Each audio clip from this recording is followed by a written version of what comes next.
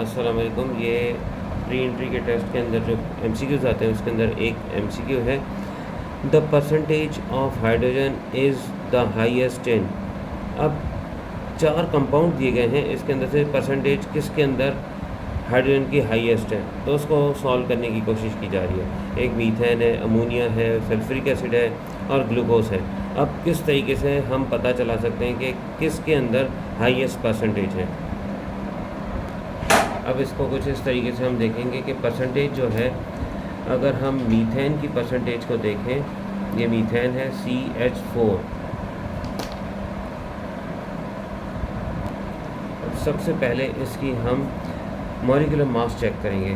अगर देखें तो कार्बन की हमारे पास 12 है और इसमें एक कार्बन है तो हमने 1 से मल्टीप्लाई कर देना है, और यहाँ पे 4 है इसके पास, तो 1 इसकी एटॉमिक मास है, मल्टीप्लाई बाय 4 किया हमने। इसके बाद अगर हम दोनों को ऐड करें तो यहाँ पे 12 आएगा और यहाँ पे 4 बराबर करेंगे तो ये 16 AMU आ जाएगा। अब हमने इसकी परसेंटेज निकालनी है। परसेंटेज निकालने के लिए क्या करेंगे कि इसमें देखेंगे कार्बन कितना है, तो हाइड्रोजन कितना है, तो हाइड्रोजन हमारे पास 4 है। अब इस 4 को हमने इस टोटल परसेंटेज जितना भी मास निकला है उससे हम डिवाइड करेंगे और मल्टीप्लाई करेंगे 100 से।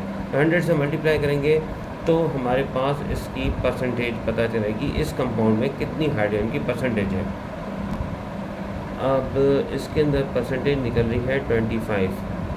अब हम दूसरा कंपाउंड लेते हैं इसका।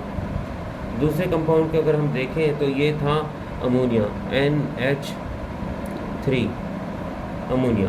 अब अमोनिया के अगर हम मॉलिक्यूलर मास निकालते हैं तो ये 14 + 1 मल्टीप्लाई बाय 3 + 1।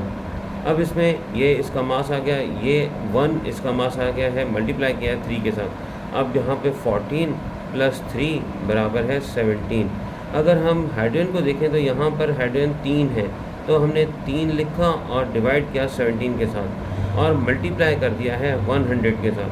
अब देखते हैं कि इसकी परसेंटेज हमारे पास कितनी आती है, तो ये 17.6% इसमें आ रही है। अब इसके बाद हम देखते हैं सल्फ्यूरिक एसिड के लिए, H2SO4।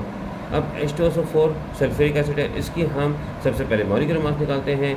तो इसकी एटॉमिक मास है 1 मल्टीप्लाई बाय 2 किया, प्लस इसकी 32 है तो लिखा, और मल्टीप्लाई विद 1 भी कर देते हैं कि एक एटम है, इसमें 4 एटम है तो इसकी 16 मल्टीप्लाई बाय 4 किया, तो ये हमारे पास आया 232 + 64 = किया तो 98 AMU आ गया।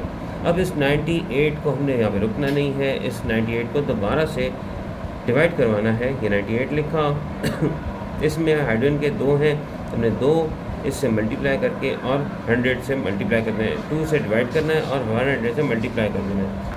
अब यहाँ पे हमारे पास आ रहा है 20.4% आ जाएगा। तो यहाँ पे अगर हम देखें तो इसकी परसेंटेज आ रही है 2.0 आ रही है। इसकी परसेंटेज 2.04% इसमें बन रही है। और इसके बाद आगे हम देखते हैं, अगर हम ग्लूकोज को देखें, ये चौथा था ग्लूकोज, जिसमें हम रखेंगे 12 × 6 प्लस 1 × 12 प्लस यहाँ पे 6 हैं और इसकी एटॉमिक मास है 16 मल्टीप्लाई 6 करेंगे तो हमारे पास आगे आए। तो इसकी कैलकुलेशन करें तो ये 72 बनेंगे प्लस 12 आएगा और यहाँ पे होगा 96। इनको अगर ऐड करें 6, 2, 8 और ये 10 हो जाएंगे, तो हाँ कैरी ऊपर चला जाएगा तो ये 10 हो जाएंगे, और ओवरऑल इसका 180 AMU एटॉमिक मास यूनिट आएगा, या इसका ग्राम में ले लेते हैं, ग्राम में आ जाएगा। अब हमने क्या करना है, इसमें हाइड्रोजन देखते हैं कितने हैं, तो इसके हाइड्रोजन टोटल 12 को डिवाइड करेंगे 180 के साथ, मल्टीप्लाई करेंगे 100 परसेंटेज निकालने के लिए, तो हमारे पास परसेंटेज जो आएगी वो कुछ, तो इसकी परसेंटेज हो रही है 6.667, ये परसेंटेज रुक रही है।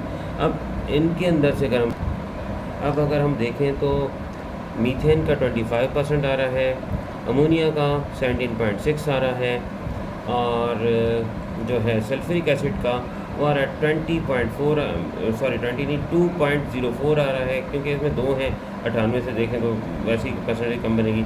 और यहाँ पे 6.67% आ रहा है, क्योंकि ग्लूकोज के अंदर हाइड्रोजन के देखें 12 है तो ये 80 तो वैसे ही पता चल रहा है। ये भी एक तरीका होता है। तो इसका मतलब कि ये राइट MCQ था, राइट ऑप्शन है ये फर्स्ट वाला मीथेन, सबसे ज़्यादा इसी में परसेंटेज फाइंड आउट हो रही है। सेकंड क्वेश्चन है the empirical formula of a compound is CH2O,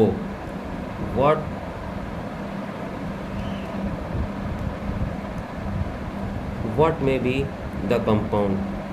अब क्या होगा कंपाउंड, डायरेक्टली पता चल रहा है CH2 है और O है, C इसमें 1 है। अगर इसका रेशो निकाला जाए तो 1:2:1 निकल रहा है। अब हम इसमें तलाश करेंगे कि कौन सा कंपाउंड है इन चारों कंपाउंड के अंदर जिसका रेशो 1:2:1 से मेल खा रहा है।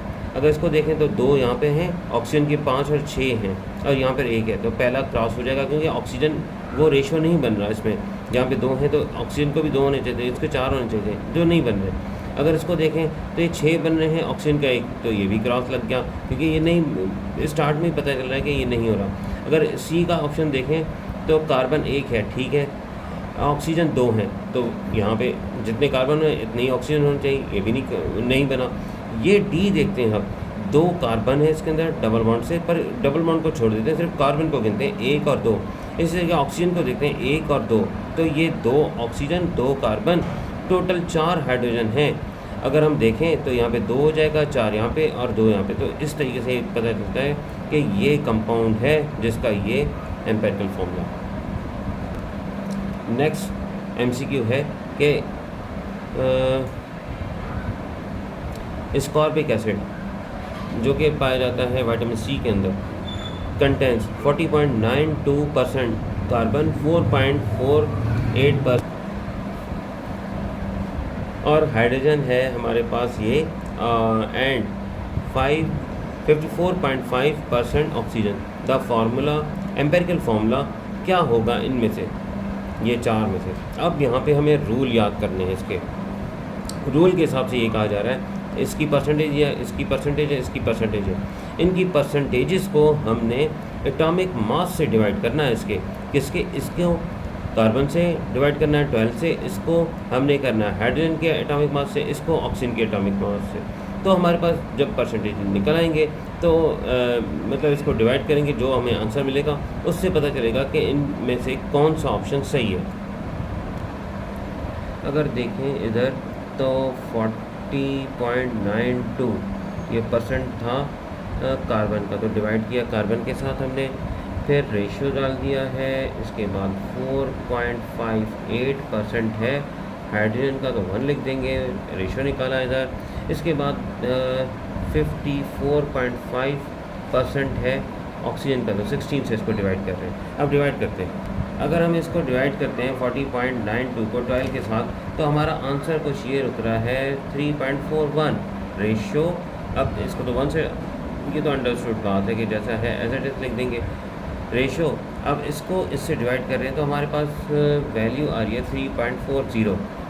और अगर हम देखें तो ये 3, ये 4 और ये 3, अगर रेशो निकालें 3:4:3, तो मतलब कि कार्बन के लिए होना चाहिए है 3, हाइड्रोजन के लिए होना चाहिए 4 और ऑक्सीजन के लिए होना चाहिए 3। अब ये कंपाउंड देखते हैं कि यहाँ पे 3, यहाँ पे 4, यहाँ पे 3, कौन सा कंपाउंड है। अब इसके हिसाब से देखें तो कार्बन का 3, हाइड्रोजन का 4 और ऑक्सीजन का 3, तो इसका मतलब ये जो है ऑप्शन नंबर A ये बिल्कुल सही है।